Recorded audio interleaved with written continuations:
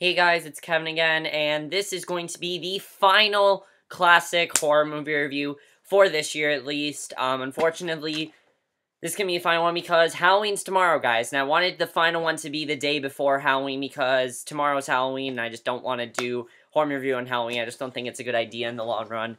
I ended on a perfect note. I made sure that this was my last movie. I made sure, out of every movie that I wanted to see, out of every horror movie, this was the one that I want to see the most, out of every single one.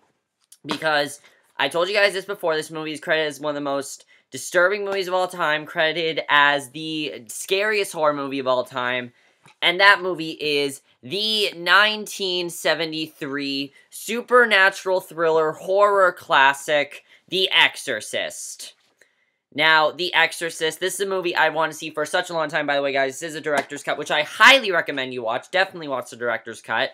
And, The Exorcist is a movie I want to see for so long. I actually started watching the first 20 minutes of it.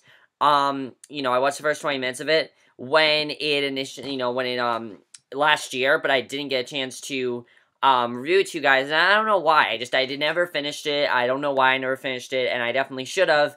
And so yeah, I'm very happy that I did watch it because The Exorcist is by far the best horror movie I've ever seen in my life. It is genuinely fucking scary. Like, it is absolutely terrifying. A lot of stuff that's going on. It is very terrifying. And it is by far probably one of the best movies of all time, in my personal opinion. I love this movie. I think it's absolutely fantastic. And if you watch one horror movie, watch The Exorcist. If you want to watch one classic horror movie, watch The Exorcist, because it is perfect. And let's talk about the plot of The Exorcist. One of the things I love about the plot of The Exorcist is that this movie is essentially a split story. We're dealing with 3 different storylines here, which I personally really like, and let's get to them. First of all, our main storyline focuses on this girl, Chris. She is this big movie star, in Washington, D.C. She's shooting a movie there, and she and her daughter live together. She actually is a atheist. She does not believe in God. She does not believe in God and everything, so she and her daughter, they're very happy and everything, but one day her daughter has this Ouija board, and she starts to, who basically starts to communicate with this spirit called Captain Howdy.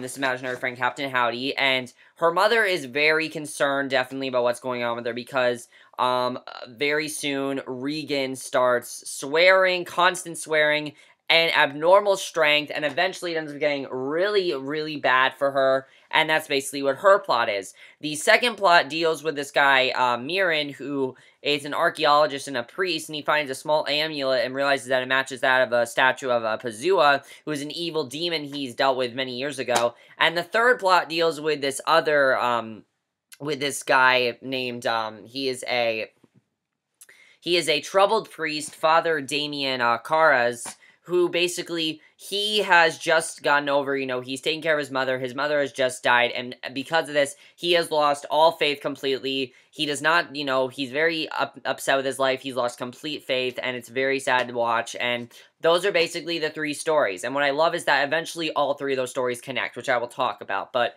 that's one of the things I thought was really cool about The Exorcist, and one of the things I personally was not expecting. I knew about the Regan and Chris plot. I didn't know about the other 2, though. I didn't know that we had, just as much focus on that as we did with Regan and Chris's, which I definitely really enjoyed. And that's one of the reasons this movie is so, so good. Now, we're going to talk about it, but let's first get to the acting in this movie.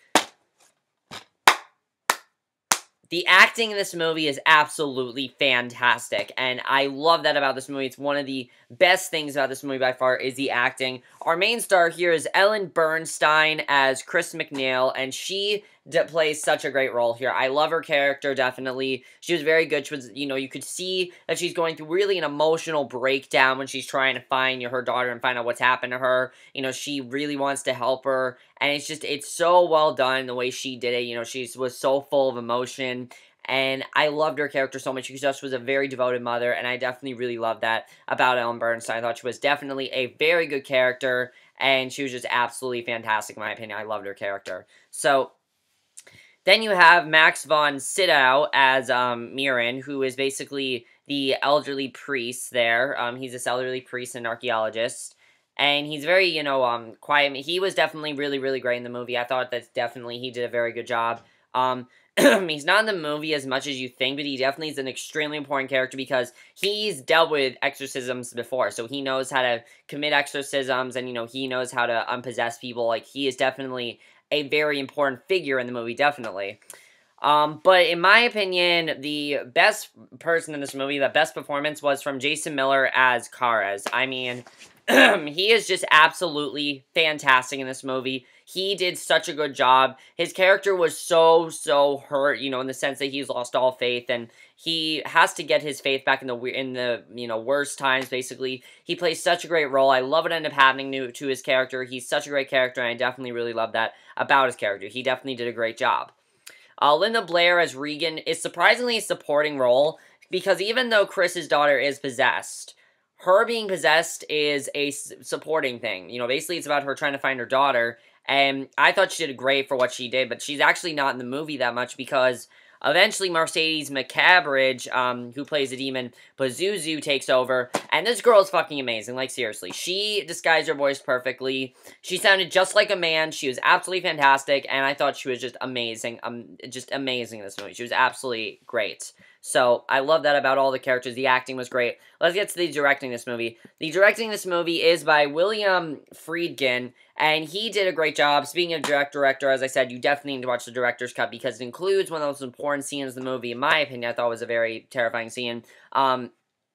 He did a fantastic job of this movie. I thought he was so good. The directing was perfect. One of the things I love about this movie is extremely realistically portrayed. Extremely. There's barely any background music. It's one of those movies where it's very realistically portrayed. They want you to know that this can actually happen to people, and that's why this movie is so terrifying, because this movie is based off of a real exorcism that happened in the 1940s. And the thing is, people can actually get possessed. That's why so many people are freaked out by Ouija boards, and this movie shows that in a very good way, in my opinion, a very interesting way. And that definitely is one of the things I love about The Exorcist, and one of the things I loved about, the movie. I definitely really enjoyed that, definitely. Thought that was just a great thing that they showed, and I really loved them showing that. Thought that was fantastic. The other thing we need to talk about this movie is the screenplay. The screenplay to this movie is so interesting. You're into the story the entire time. I was into the story the entire time, definitely. The screenplay is just so good. I love the screenplay. Thought it was fantastic. And there were some very terrifying moments in this movie. Definitely very terrifying moments. Definitely very disturbing moments. And that's definitely something I loved about this movie, was, as I said, the screenplay. The screenplay is just, it's such a good screenplay. The cinematography is perfect. I love the cinematography. For a 1970s movie, this movie has amazing cinematography. Mind-blowing cinematography. I should also mention, guys, this was the very first horror movie to ever win Best Picture. Not win Best Picture, but get nominated for Best Picture. Which is amazing. Like, there have not been many horror movies. I think this is the only horror movie to be nominated for Best Picture. I don't think there has been any other horror movies. Correct me if I'm wrong, but I don't think there has been. But I think that's fantastic. It really shows how good the movie is. The other thing I gotta talk about is the editing.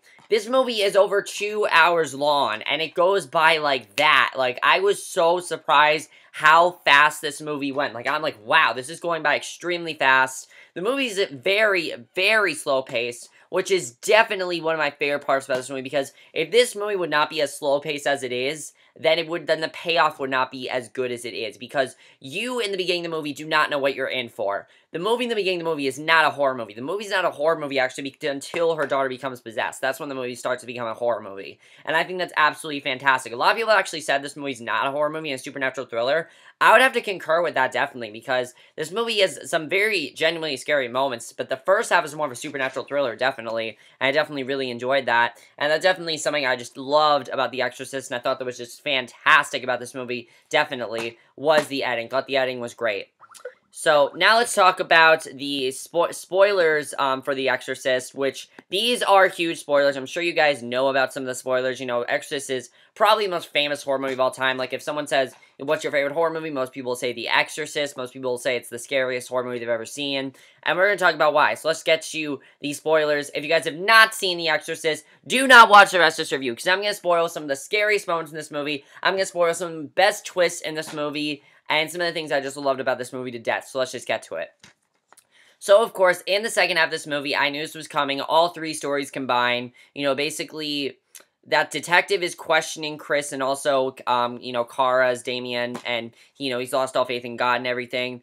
And basically, you know, the doctors keep telling, you know, the doctors keep on telling her, you know, telling Chris that you gotta go see an exorcist about this. And she goes to, you know, Kara's, and I thought it was definitely very interesting. At first, he was a very hesitant about what he was going to do. He didn't really want to help them, and I thought that was definitely very interesting. And, you know, he's refusing to perform an exorcism, but he does end up helping. However, he does end up having Mirren to help him. We get the very famous scene with, of course, the power of Christ compels you, which is absolutely terrifying. One of the things I've also forgot to talk about this movie is terrifying in the sense that it's not just terrifying like jump scares. This movie is genuinely terrifying because there are things like, for example, a bed shaking or drawers opening or just like really weird, fucked up things.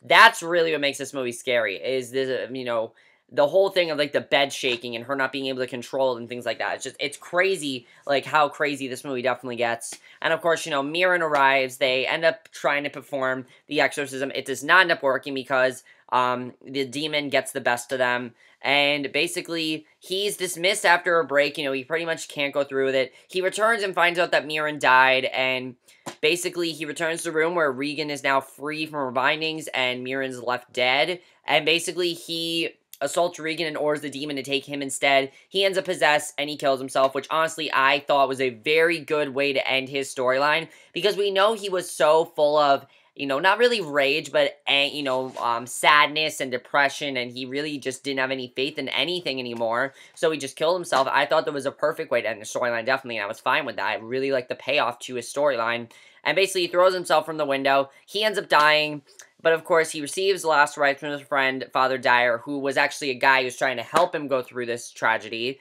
and, the ending of the movie, of course, they end up leaving for Los Angeles because you know, Chris wants to do whatever she can to get away from that Ouija board. Luckily, Regan does not remember, and I really love the way the movie ends. The movie actually ends with Dyer, being approached by, I believe, the detective. Don't quote me if I'm wrong, but, I believe it was the detective that they end up questioning him, and they end up basically talking everything. They start, like, sort of like a friendship, and I don't really know what that's trying to show, but I thought that was a very good way to end the movie, and I definitely really enjoyed that. And that's pretty much all I have to say about The Exorcist. I mean, definitely that was one of the best parts of the movie, and definitely I thought the spoilers were great. Of course, you know, I thought the twist at the end was great, especially the thing with Kara's killing himself. I thought that was very good, the way that paid off. Also, guys, this scene right here is amazing, I gotta say. The other thing about the director's cut that you guys need to get, you will miss the spider walk scene, which, in my opinion, is one of the scariest scenes in this movie by far. It's so scary that they don't bring it up again. They cut it out of the movie. They didn't mean to put it back. They put it back in the movie because so many people asked for it.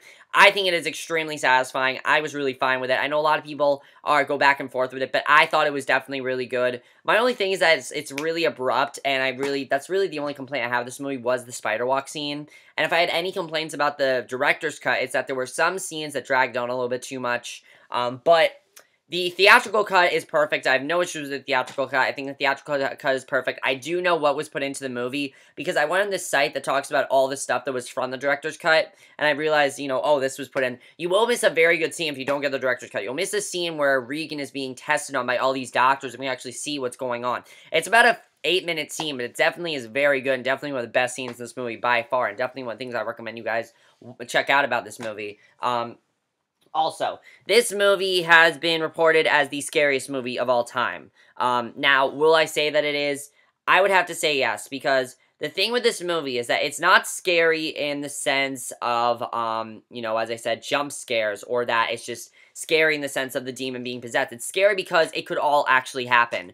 You know, that's the thing I love about this movie, is that it's so, you know, it can actually happen. Someone can get possessed, and it's terrifying the way that can happen, and that's the reason this movie is so genuinely scary, and the reason why I recommend that all of you definitely check out this movie. Definitely, if you haven't already, check out The Exorcist. It is the perfect movie to watch on Halloween. Just the perfect movie. Definitely check it out. I highly recommend it. Either watch this or Halloween. Obviously, you have to watch Halloween, because that's a Halloween movie. So, The Exorcist is a masterpiece. Highly recommend you guys check it out, because it is fucking amazing, and it will scare you. Don't eat anything while you're watching it. I'm going to say that. Don't eat anything while you're watching it. Don't be like an idiot like me and try to eat something while watching it. Like, at least I ate before the crazy scenes came up. And, definitely check it out. But you do not know what you're in for. I'm just going to warn you guys. You do not know what you're in for when you first watch this movie. Oh, also, one other thing I do have to say. what was up with the beginning of the director's cut? We randomly see a shot of their house, and then it cuts to the opening scene. Like, that was really pointless. That's the only other thing I really have to say there.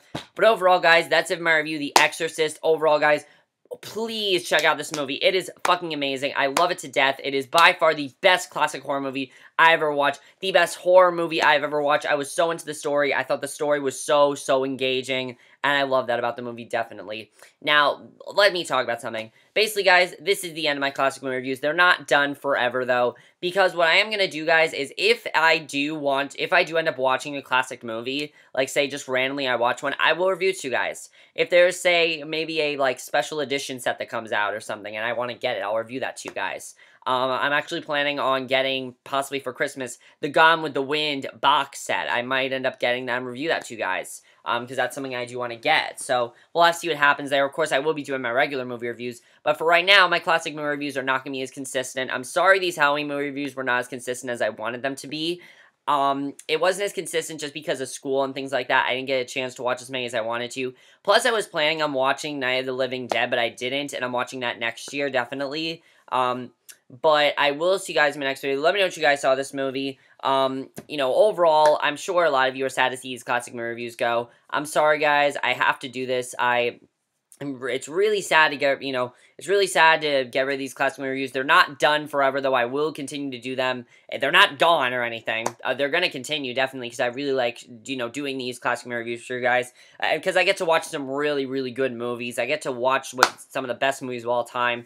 And that's one of the things I've had a great time doing. And with these horror movies, it's really got me to appreciate horror more. I forgot how much I loved horror, and these classic horror movie reviews made me realize how much more I loved horror. And that's one of the things I definitely loved about doing this, definitely, for you guys. But that's basically my review. Let me know what you guys saw of this movie and of my classic horror movie reviews in general. I'll see you guys in my next video, which will be my review for tonight's episode of The Vampire Diaries, which I definitely cannot wait for, because it's a Halloween episode, and there's a party, which means that shit's gonna go down. So I'll see you guys in my next video. And again, happy Halloween to all you guys, in case I don't see you guys, which I will see you guys tomorrow, but, happy Halloween, and, yeah. So that's it for my classic horror movie reviews, and, yeah, so, bye. Oh, also, of course, Letterboxd review in the description below. Okay, bye.